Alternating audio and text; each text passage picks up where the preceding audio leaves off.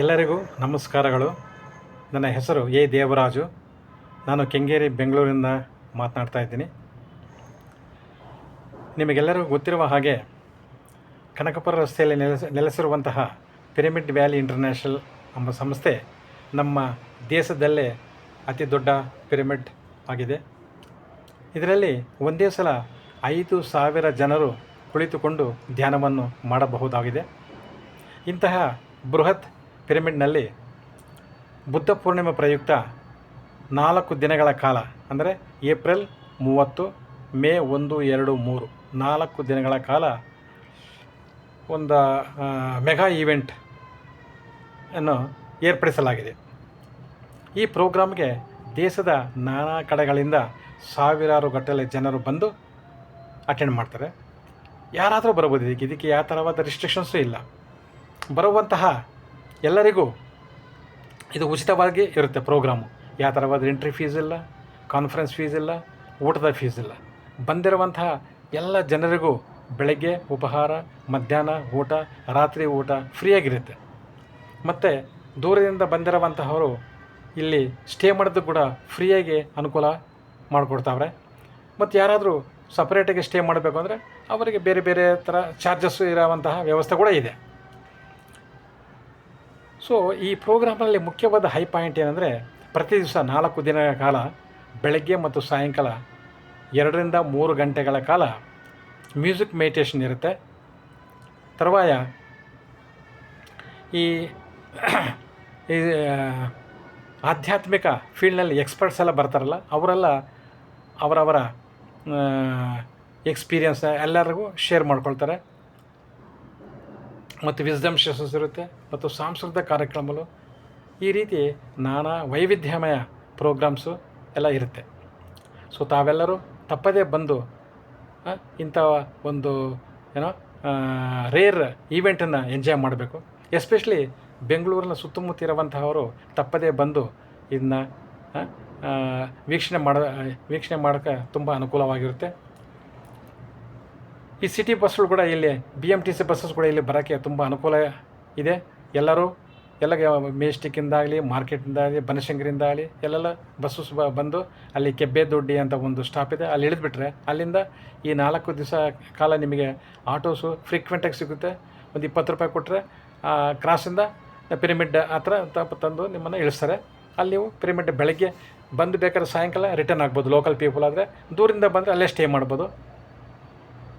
ಮತ್ತು ಈ pyramid valley international ಎಂಬುದು ನಮ್ಮ ಬೆಂಗಳೂರಿನಲ್ಲಿ ಮುಖ್ಯವಾದ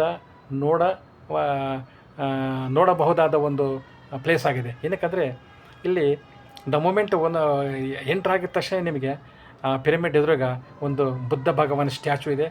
ಒಂದು ಸ್ಮೈಲಿಂಗ್ ಫೇಸ್ನಲ್ಲೇ ನಿಮ್ಮನ್ನೆಲ್ಲ ಆಹ್ವಾನಿಸಿದಂಗೆ ಇರುತ್ತೆ.